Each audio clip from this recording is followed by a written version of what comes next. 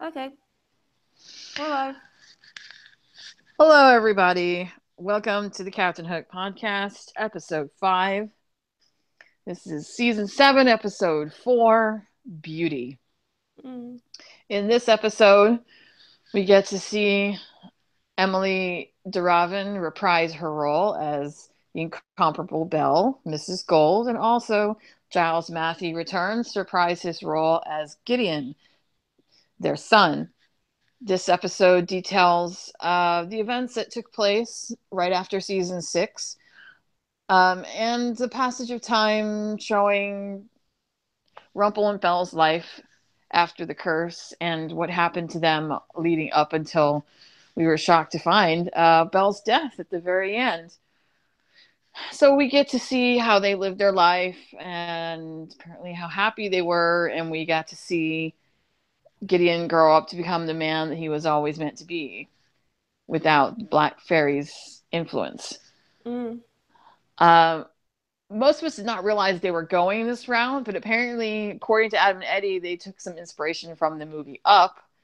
Remember, if any of you've seen the movie, you know in the beginning they have the montage where right after the two of them meet as children, they get married and then they have their life together and they decorate their house. This was kind of transmitted onto the screen in last night's episode where it shows them. It shows Rumple and Belle going out to the farthest reaches of the Enchanted Forest realm, to where time apparently works very much differently. That like 1 month in that place could be only a day or two in Storybrooke. So time moves differently over there, and might never the sun might never set. The reason, of course, for them doing this is because Rumple has been attempting to find a way to free himself from the dagger. And it's not for the reason that we're normally familiar with him doing it for. Normally, he's trying to relieve himself of the dagger because he doesn't want anybody else to get their hands on it. He doesn't want to be controlled. But in this case, he's trying to do it because Belle is not getting any younger. And he knows that if he doesn't do something to release himself from the dagger, she'll die of old age, and he won't be able to die with her because the Dark One is immortal. Mm-hmm. And he wants to fix this by releasing himself from the dagger. All these adventures that he's taken her on to fill up her little adventure book, which again is another reference to Up, um, is not only for him to give her the life that she deserved to have and seeing all the realms, but also to do their own kind of research into finding ways to dispose of the dagger. They attempted to throw the dagger into a lake, but it didn't work. It came straight back to Rumple. So, through a little bit more research, Belle found out that there was some sort of fairy prophecy detailing a place at the farthest reaches of the Enchanted Forest, the end realm where the Enchanted Forest cannot go any farther. Time works completely differently in this place. It moves, I believe, faster than it does, or actually, it moves slower than it does in the real world. So, a month or a year in that realm could be only a day or two in Storybrooke. And they decide to build their home there because the prophecy reads that when the sun sets, that as long as he has true, perfect love, that he'll be able to be human again and die with her. But many years pass, and she becomes very old and infirm, and the sun still has not set until one day she finally passes away. And they seem to have led a very happy and contented life. Their son has grown up to be a wonderful, kind soul. Very unusual when you think about who his father is. Um, and Belle apparently confesses that she intentionally omitted a part of the translation from the spell, that the sun that was supposed to set was not supposed to be the actual sun, but it meant her life. That when she died, he would have to believe enough in the power of their love that he would be able to find her again. I'm guessing on the other side. So now we understand what Rumpel's mission is. His mission is to bring the dagger to the so-called guardian. We don't know who this is, but that person is supposed to take control of the dagger so that the darkness can rest and Rumpel can die as a mortal, so he can reunite with Belle on the other side. That was their story. I don't think any of us had any inkling that they were going to glean inspiration from Up at all. No way. And I think we all understand why everybody was saying it was such an emotional episode, because it was. I mean, I'll admit, even though I'm not a Rumble shipper per se, it was still, it still gave me little tears there, because it was sad to see her go.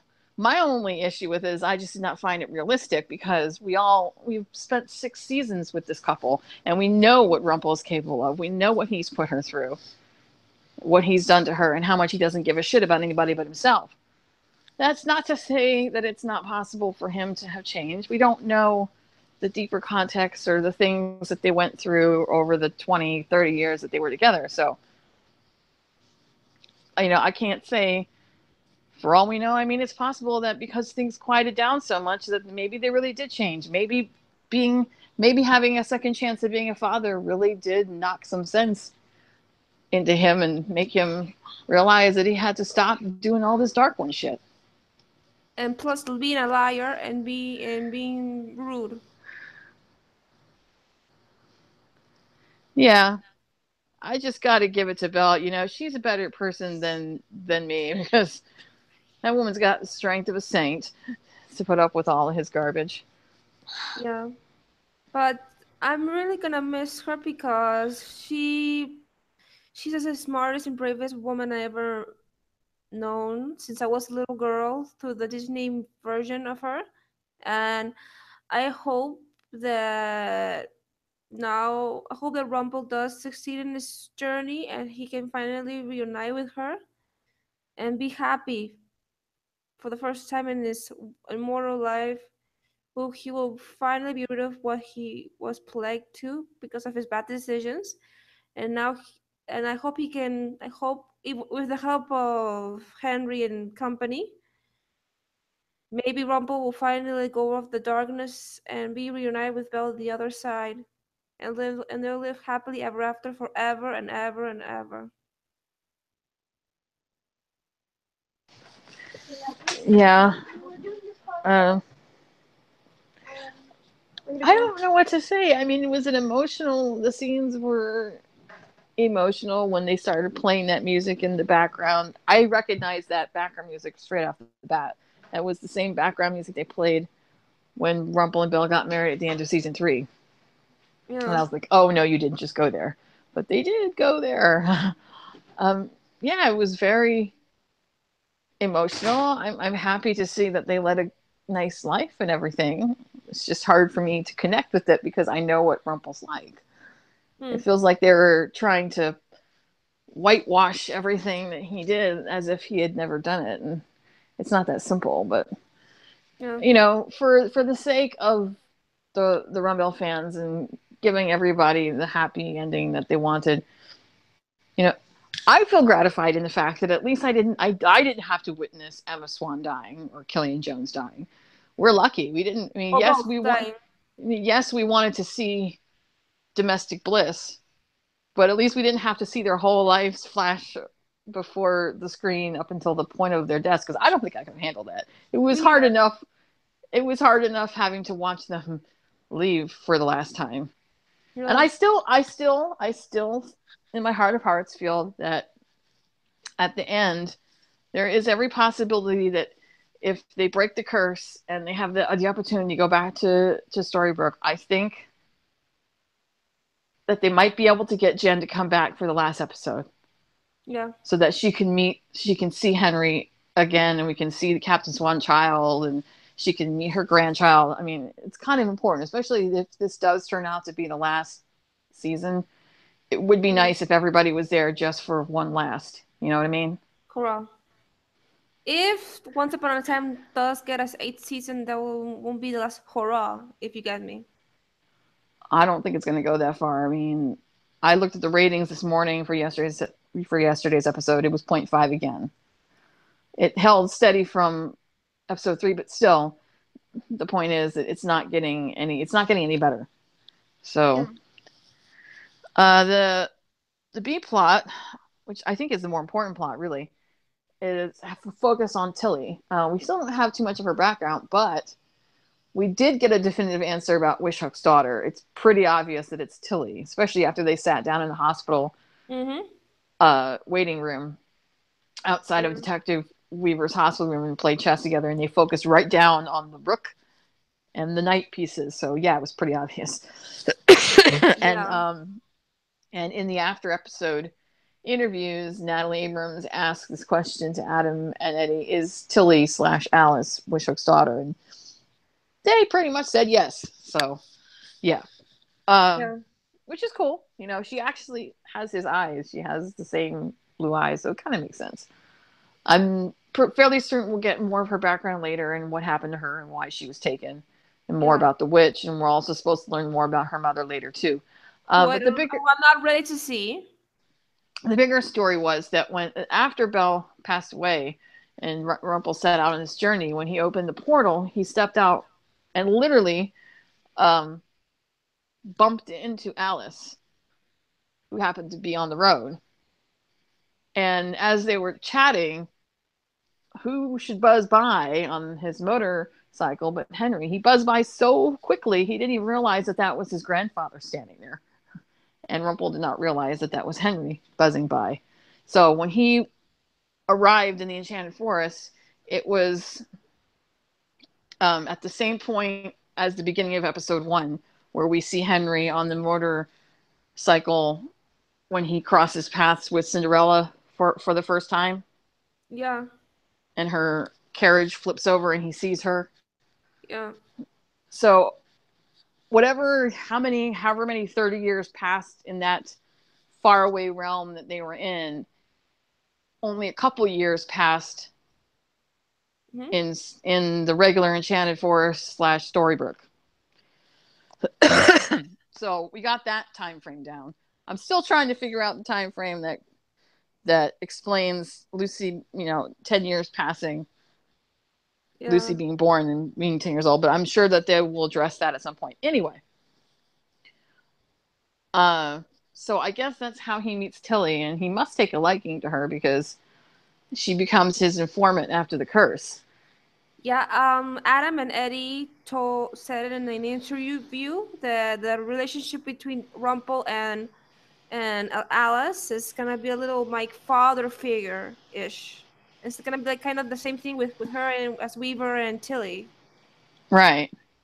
So apparently, whenever this curse was cast by Lady Tremaine, Rumpel must have seen it coming, as Rumpel would, being the dark one.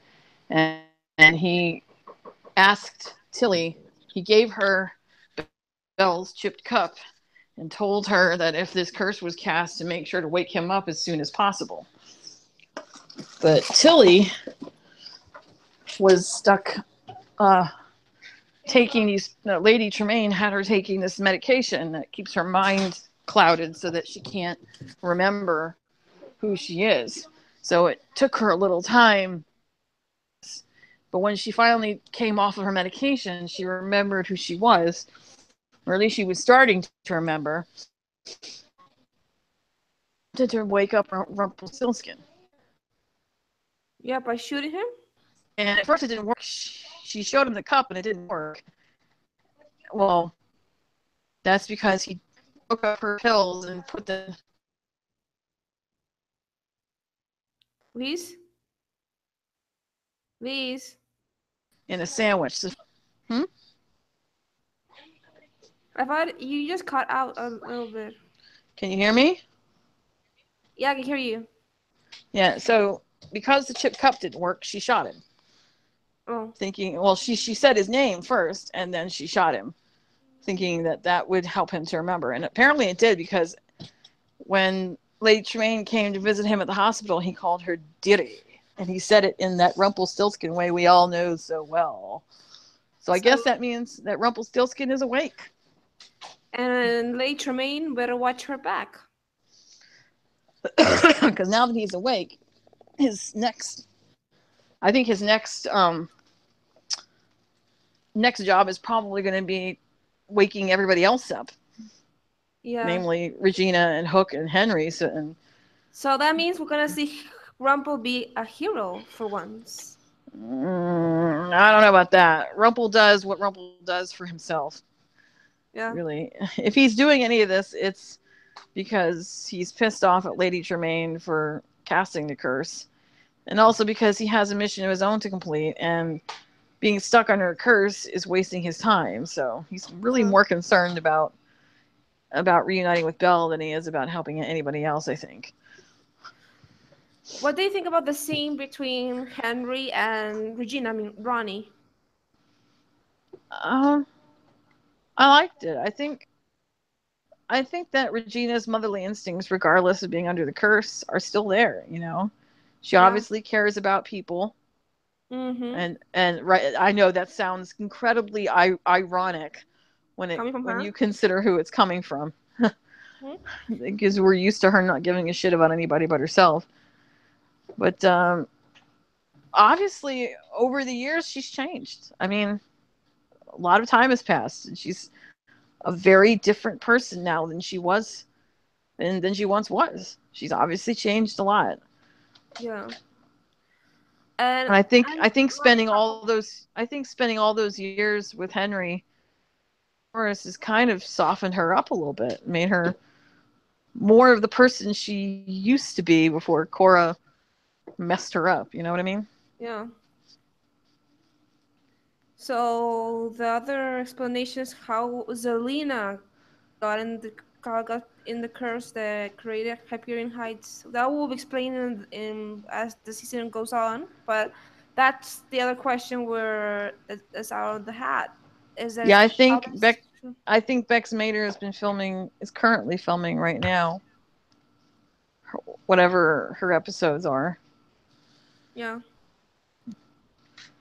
yeah, But but let's see what else. Okay, so the C story is that Lucy wants to go. Well, Jacinda wants to take her daughter trick or treating, but she's not allowed to have any contact with Lucy because of her stepmother. So, um, Drusilla is forced to take Lucy trick or treating, even though she has plans of her own to go to some sort of party, even though she wasn't really invited and she has no real friends of her own. Instead of just allowing Lucy to go with Jacinda to trick or treat and being able to go to the party, she doesn't want to disappoint or piss off her mother. So she's going to grin and bear taking Lucy to trick or treat. And Lucy manages to disguise herself and disappear. She's going nuts about wanting to go to a haunted house. And what's Drusilla's name?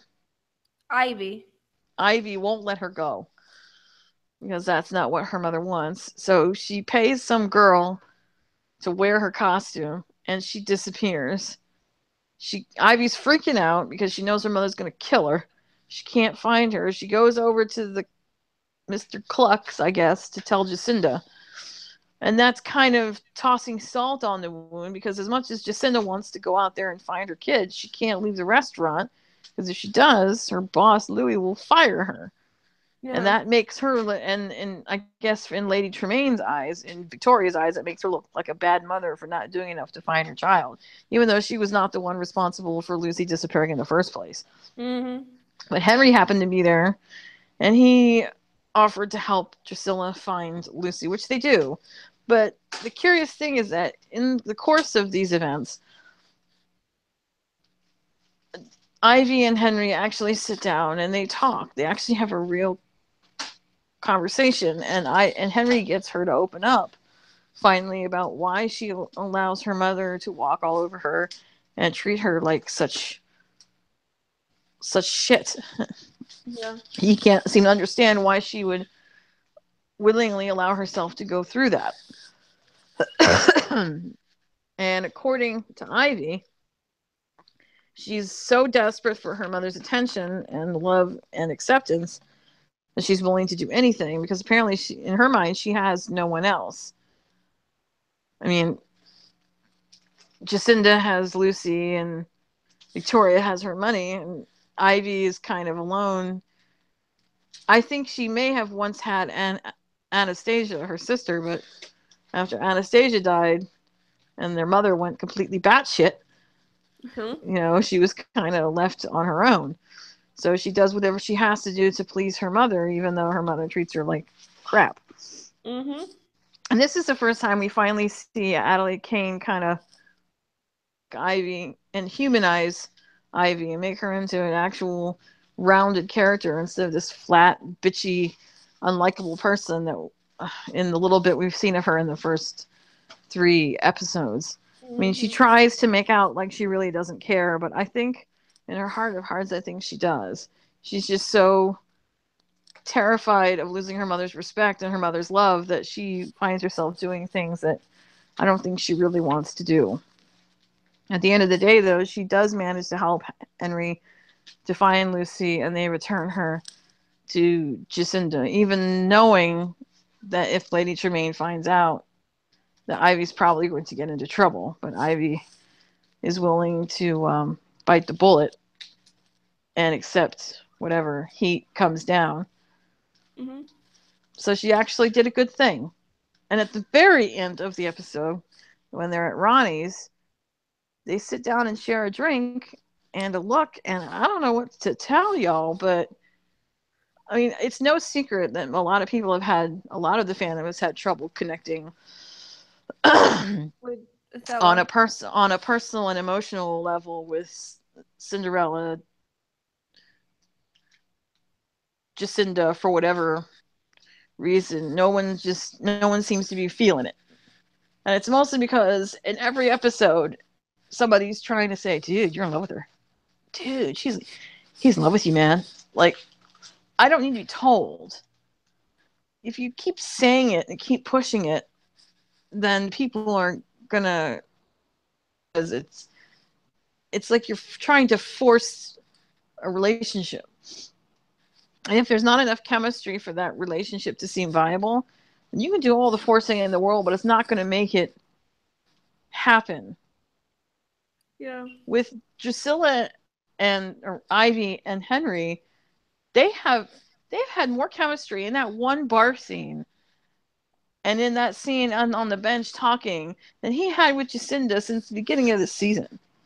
Maybe it's just me, but I don't think it takes people telling you that someone is in love with you. I think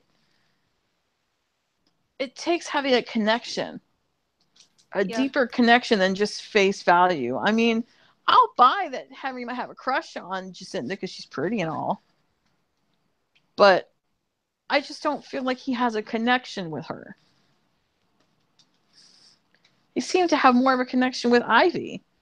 Yeah. Obviously, that's not the way that the show's going to go. Because it's now a love triangle. I don't know about that.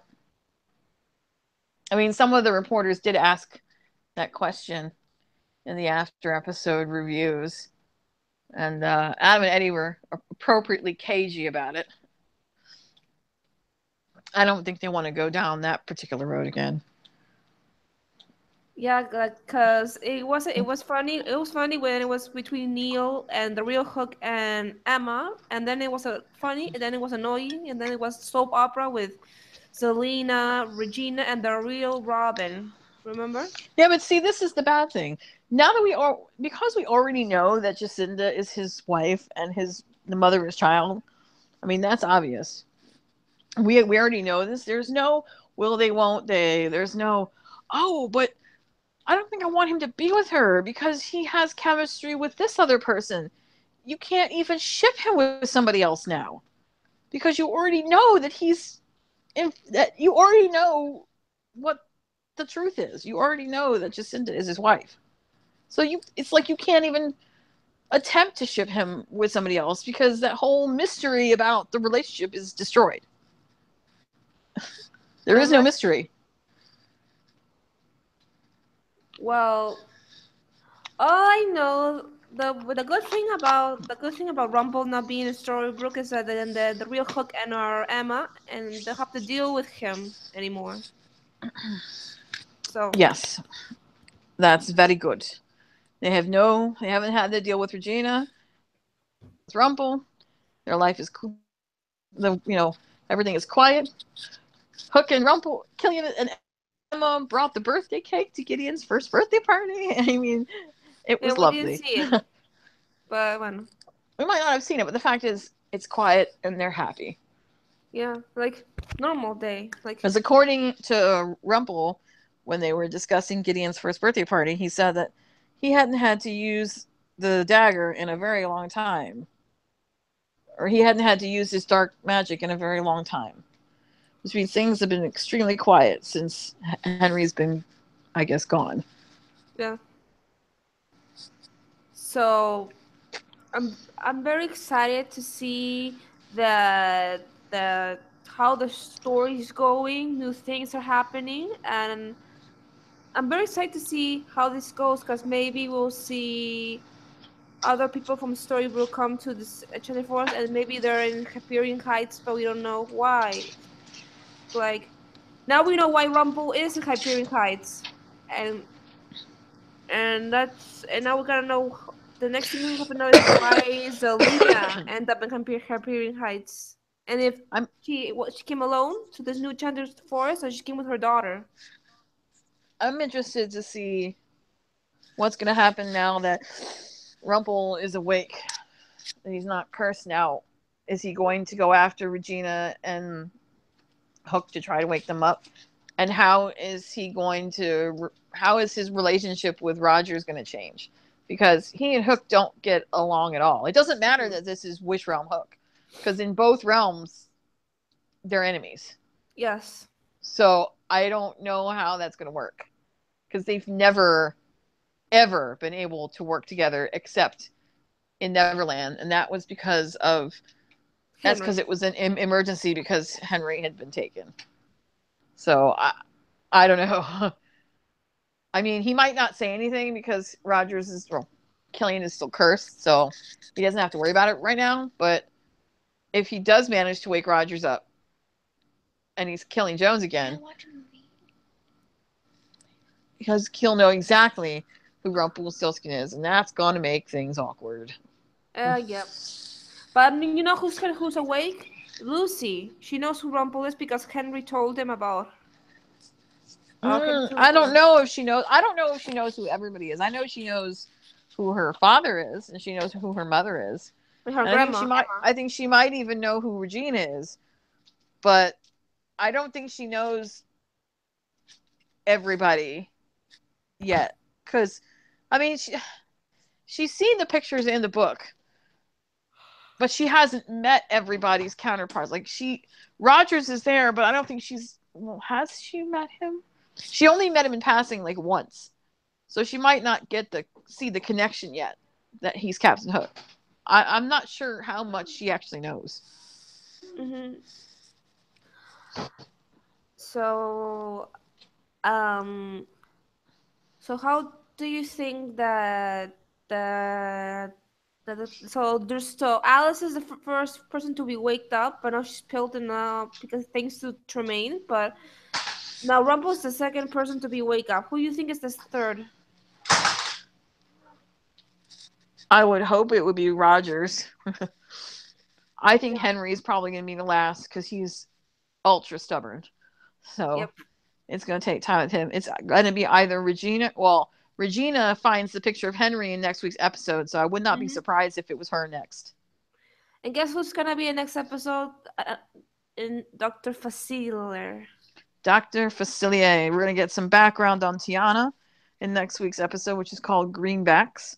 Mm-hmm. The promo details the direction that they decided to take the the Princess and the Frog story. Apparently, in this storyline, she's a noble, but they've fallen on hard times, and her mother is about to sell the castle because they're out of money, and she goes to Dr. Facilier for help. So Mm-hmm. I'm guessing that Tiana's story in Once Upon a Time does not follow entirely the story of the cartoon. I don't think there's a Naveen in her storyline. Well, there's a Prince Marius, and there's a frog there, and Dr. Facilier's place. So Yeah, I think Marius is the Naveen.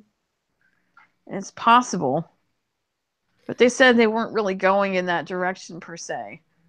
And Drusilla was I not in don't know. Enchanted Forest. Tiana wasn't in Enchanted Forest. She lived in the 1920s. I don't know. We'll have to see. Yeah, We'll but I'm very see excited. on Friday. And then Regina looks like she finds a vault, and in the vault she finds vault with uh,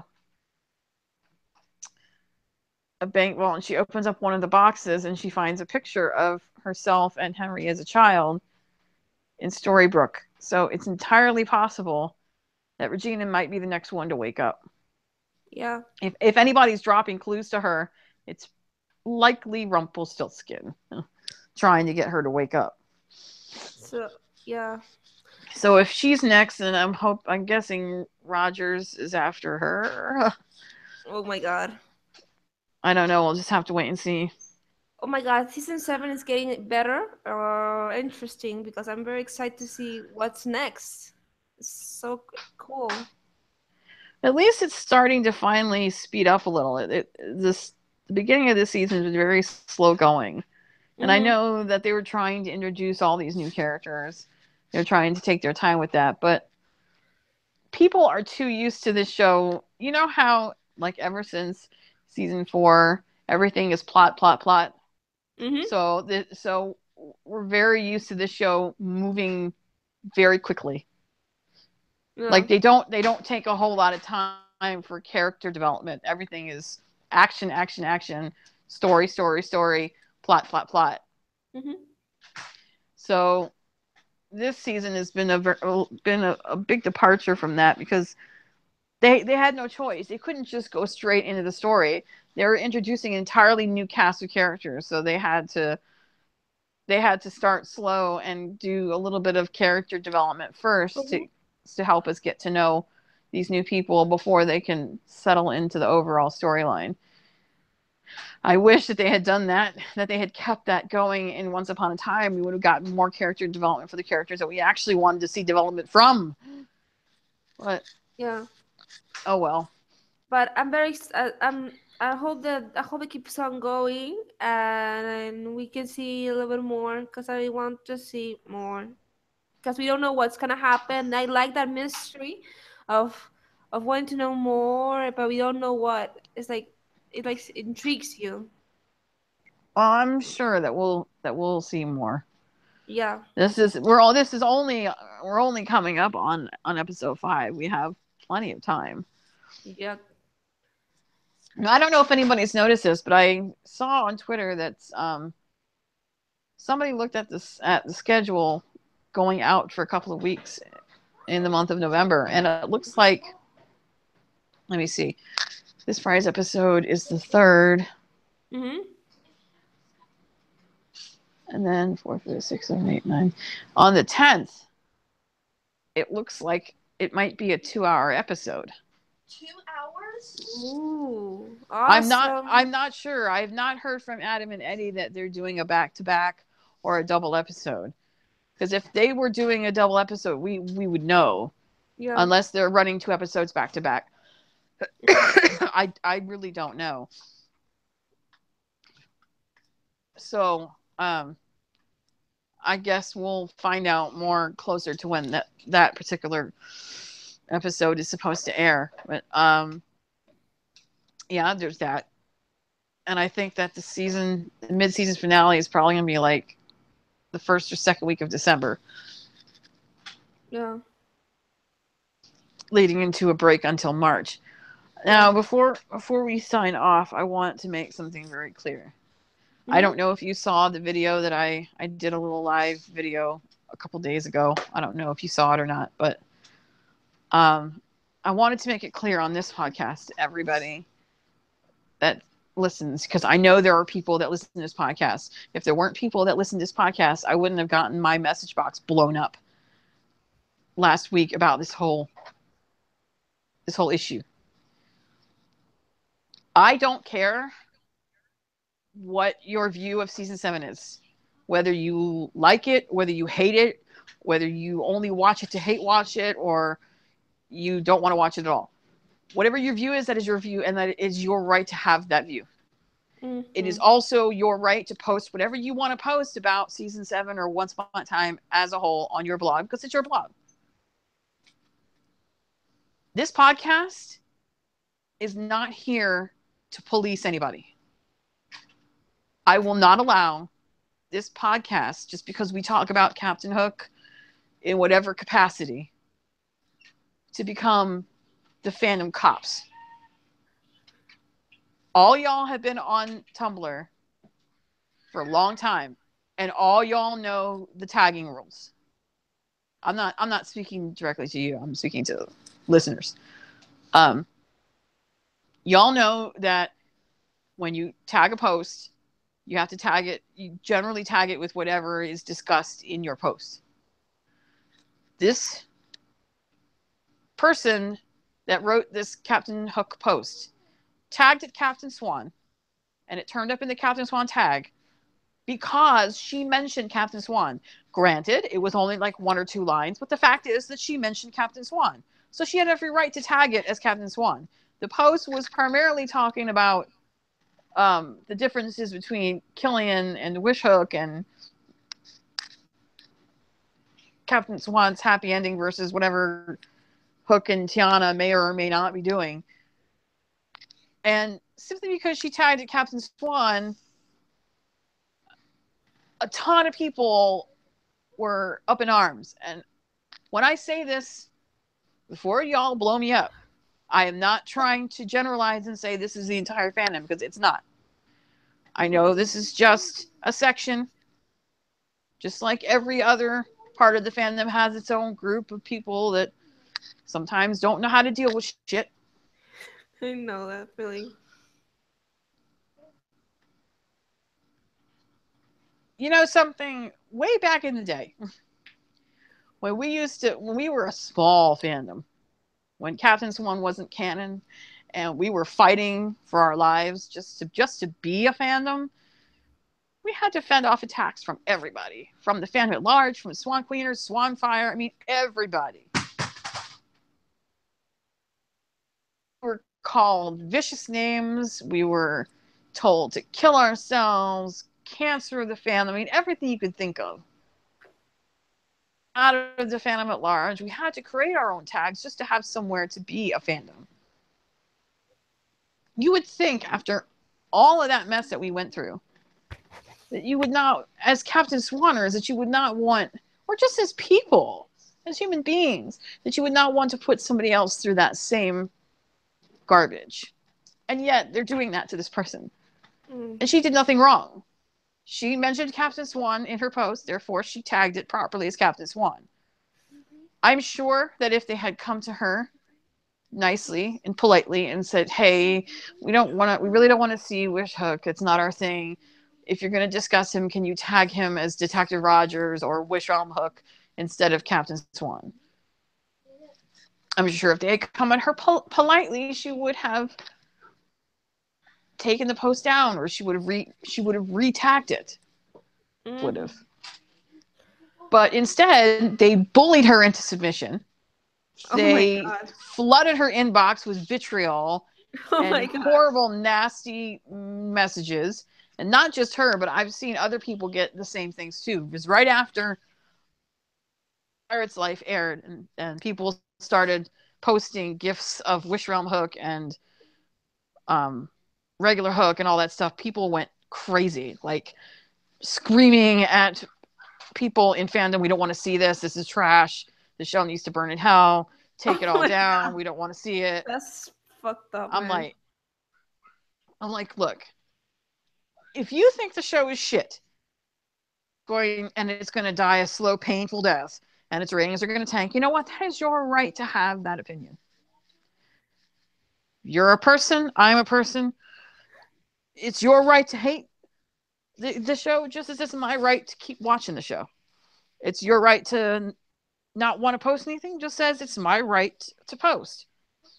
Mm-hmm. If she genuinely mistagged it, all they had to do was nicely ask her to fix it one time, and I'm sure she would have been glad to.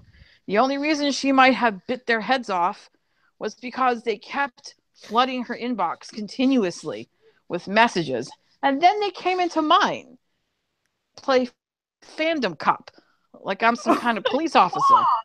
What? What? They're like, you need to police your friend there and tell her not to tag her shit like this. And I'm like, I don't even know who this person is. Why are you coming at me? That's just because. What's wrong with these just people? Because I guess because I'm a pretty moderately well-known person within the tag, because we've been doing this podcast for a long time. So they kind of know me. So they figure that I might have some listen to me like I'm some, like, I have a badge or some shit. No, I don't. Her inbox and say, hey, you need to retag this shit or take it down. She's not gonna listen to me. She doesn't even know me. Yeah. Anyhow, I reached out to her. I looked at her posts. I looked at the inbox messages that she got from them, and I saw it really was. I apologize for all the mess that she's been getting, and I told her that I was not going to police what she tags. She didn't do anything wrong. I suggested to her that in the future, in order to avoid continually, for her own peace of mind, her own sanity, that if she wanted to post any more on Tiana and Hook, to just tag it. Just keep the Captain Swan tag out of it, because they're not going to stop. Yeah, no way. The ones that are being liked us, they're just not going to stop. So yeah, for her own sake, And I actually extended an invitation to her to come and join us on the podcast. She hasn't gotten back to me on it, but she says that she said she would think about it. But the bigger point is, we do this podcast to have fun, to talk about Colin, to talk about Captain Hook, to talk about the show that we love. We're not here to spew vitriol and hate and play fandom cop. That's not what this is here for. We're not here to be your referee. We're not here to get in the middle of your disputes. I don't see a purpose in report. They're going so far as almost wanting to report her to Tumblr. And I'm like, for what? She didn't post anything inappropriate. She tagged properly. You're wasting Tumblr's time. You're harassing somebody for no reason other than, this is not about tagging. This is not about tagging. That's an excuse. The bigger problem is bitterness. I understand. Believe me, I get it. I have been in fandoms for a long time, and I get it. Y'all guys, you're hurting. Captain Swan is gone. They're having their happy ending. Jennifer Morrison's not on the show anymore. It hurts. I understand it. I'm there with you. It hurts me too. Same here. Believe me, I would love to have Captain Swan back on my screen every fucking day. But that's not, such is life, It was her choice, and she made it, and we have to live with it. Yep. And honestly, we used to tell this to the Swan Queeners all of the time. If you don't like what you see, turn the fucking channel. Yeah. Yeah. It's a show. It's not real life. If you don't like season 7, then turn it the fuck off. Yeah. And if you don't like the comments and the whole episode and the show's new season and on social media, then there's the fucking door. Click to another channel, or what's just don't bully a person for their opinion. This is so fucked up. And nobody's gonna play Mog Fandom Cop, okay? No way. Yeah, I'm not here to police no fucking body. That's not my job. We're here to have fun and to talk about Hook and Colin, and that is it. Look, I understand change is hard. It's hard to accept when a show has moved on, or when your favorite actors moved on, or a character's not there anymore. I get it. If you can't move on, if you can't deal with that change, and you need to say goodbye, then say goodbye. Change your Twitter. Cancel your Tumblr. Yeah. Turn off that network and find a new show to get involved in. Yeah. Say goodbye. There's a lot of new shows like The Gifted and Marvel's Runaway. If you want to watch this new season of Once Upon a Time, but don't be assholes to people, and don't be bitter, and don't be nasty. Exactly. If you want to keep following the Captain Swan tag, that's your right. You do you, you know? But if you have an issue with how somebody's tagged, or it's not really tagging. If you have an issue with somebody posting Hook and Tiana stuff, or Wish Hook instead of regular Hook, it is not your place to tell them, or worse yet, to order them to take those posts down. Want to see it. You do not own Tumblr. You do not own the fucking internet. If you don't want to see it, be nice. Or if you can't, ask someone. Well, no, because that's copping. Yeah. Suck it up. Go into their inbox. Be polite. Ask them nicely. Say, hey, can you please retag this properly? Because this tag is only supposed to be for Captain Swan. Give them a suggestion of to what tag they could use, like Detective Rogers or Wish Wrong Book, whatever. Mm-hmm. And that's it. Leave it be. And I'm sure if you are polite, they will probably answer you back, oh, my bad, sorry. Because look, just because they tagged a Captain Swan and there wasn't Captain Swan in their post didn't mean it was intentional. You don't know why they tagged it like that. It could have just been it could have been an auto tag. If people have used that same tag for a long time, they might just have it on their set for everything. It could have been an accident or a typo. Anything can happen. We're all human beings. We all fuck up. Totally. Okay? We all make mistakes. Keep that in mind. You don't know the context of why they put Captain Swan in that tag. It could have just been a genuine accident. So you can't just come at them like they're on purposely trying to piss you off by posting something in there that you don't want to see. And if they did on purpose tag it and it's not Captain Swan, okay. Like I said, be nice about it. Be polite. Explain to them that this needs to be tagged with something different. I'm sure once you do, they will be nice enough to fix it. But if you come at them and you bully the shit out of them and flood their inbox with nastiness, they're not going to do shit. They're just going to be like, yo, fuck you. And, anon off. Yeah. That's basically what this girl did, because they blew up her inbox with nastiness. So she turned anon off and she just ignored them all. Yeah. She wasn't going to listen to their crap, and she wasn't going to give in to them ordering her to take a post down just because they didn't want to see Wish Realm Hook. Mm-hmm. But look, the basic thing is we all are human beings. Yeah. We're all fans of the show in whatever capacity that might be, regardless if you stopped watching at season 6 or if you're still watching now. I don't care what ship you're in or what. At the end of the day, not only are we fans of the show, but we're human beings. Human beings first, and human beings deserve to be treated with a modicum of fucking respect as people. Yeah. Just because you're behind a keyboard doesn't mean that you don't have a beating heart and that you don't feel. Stop. This is not worth it. It's just a damn show. It is not worth it, people. No way.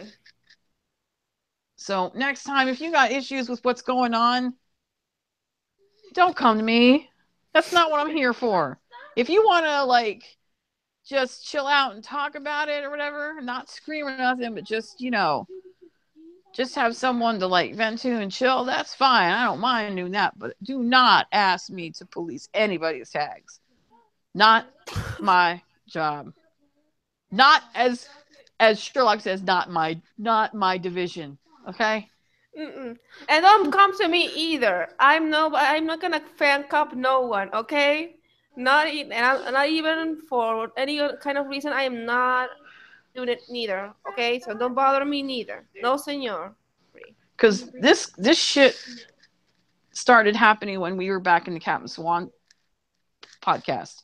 Yeah. That is why we put the kibosh real fast down on talking about the Swan Queeners and all their hate fest, because we did not want our podcast to be about nothing but hate. That wasn't what the podcast was for. And that's not what this podcast is for. I should not be wasting my breath in this podcast talking about this. But here I am. So, that was Beauty.